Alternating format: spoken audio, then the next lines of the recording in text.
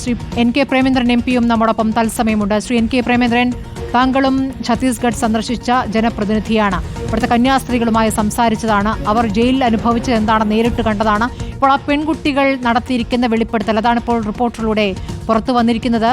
ഞങ്ങളെ മുറിയിൽ പൂട്ടിയിട്ട് മുഖത്തടിച്ചു, മർദ്ദനം തുടർന്നു, അതിനുശേഷം ബലാത്സംഗ ഭീഷണി മുഴക്കി, കന്യാസ്ത്രീകൾക്കെതിരെ കള്ളമൊഴി കൊടുക്കാൻ പ്രേരിപ്പിച്ചു എന്നടക്കമുള്ള കാര്യങ്ങൾ അവർ കരഞ്ഞു പറയുകയാണ്.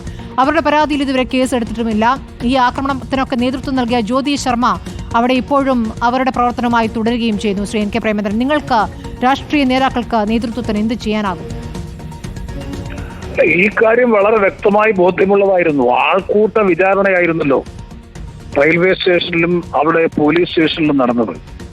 ആ വിചാരണയുടെ ഭാഗമായി ഇതിനകം തന്നെ ഒരു ചെറുപ്പക്കാരന്റെ കരണത്തടിക്കുന്നത് അടക്കമുള്ള രംഗങ്ങൾ ഇതിനകം തന്നെ ദൃശ്യമാധ്യമങ്ങളിലൂടെയും സാമൂഹ്യ മാധ്യമങ്ങളിലൂടെയും ലോകത്തിന്റെ ശ്രദ്ധയിൽപ്പെട്ട കാര്യമാണ്. അപ്പൊ ഈ പെൺകുട്ടികളെ സ്വാഭാവികമായും അവർ മർദ്ദിച്ചിട്ടുണ്ടാകുമെന്ന കാര്യത്തിൽ ഒരു സംശയം വേണ്ട. അതുകൊണ്ടാണല്ലോ ആ 3 പേരിൽ ഒരാൾ മൊഴി മാറ്റിപ്പറയാൻ നിർബന്ധിതമായത് തന്നെ ഇവരുടെ ഭീഷണിയും ഇവരുടെ മർദ്ദനത്തിന്റെയും അനന്തരഫലമായിട്ടായിരിക്കുമെന്ന കാര്യത്തിൽ ഒരു സംശയവും വേണ്ട. ഈ ജ്യോതി ശർമ്മ അവർ നിരവധി കേസുകളിൽ പ്രതിയായിട്ടുള്ള ഒരു സ്ത്രീയാണ്. അവരെ സംബന്ധിച്ചിടത്തോളം ഏറ്റവും വലിയ തീവ്രവാദ പ്രവർത്തനങ്ങൾക്ക് നേതൃത്വം കൊടുക്കുന്ന ഒരു വ്യക്തി എന്ന നിലയിൽ അവരുടെ നേതൃത്വത്തിൽ ബജ്രംഗ് ദൾ പ്രവർത്തകർ മുറിയിൽ പൂട്ടിയിട്ട് ആ സഹോദരിമാരെ ഭീകരമായ നിലയിൽ മർദ്ദിച്ചു എന്ന് പറയുന്നത് അവിശ്വസിക്കേണ്ട ഒരു കാര്യവുമില്ല.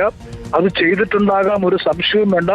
അതുകൊണ്ടാണ് ഞങ്ങൾ ആവശ്യപ്പെട്ടത്, ബഹുമാനപ്പെട്ട പ്രധാനമന്ത്രിക്ക് നൽകിയ നിവേദനത്തിൽ അമിത്ഷായുമായി നടത്തിയ ചർച്ചയിൽ ഞങ്ങൾ ആവശ്യപ്പെട്ടത് ഈ ജ്യോതി ശർമ്മ ഉൾപ്പെടെയുള്ള ബജ്രംഗ് ദൾ പ്രവർത്തകർക്കെതിരായി ഇവരെ പീഡിപ്പിക്കുകയും ഇവരെ ആക്രമിക്കുകയും ഇവരെ പലതരത്തിലും അന്യായമായി ഈ കാര്യങ്ങളൊക്കെ ചെയ്ത ഇവർക്കെതിരായി കേസെടുക്കാൻ തയ്യാറാകണമെന്ന് കൂടി ഞങ്ങൾ മുന്നോട്ട് വെച്ചിട്ടുള്ള ആവശ്യം അതാണ്.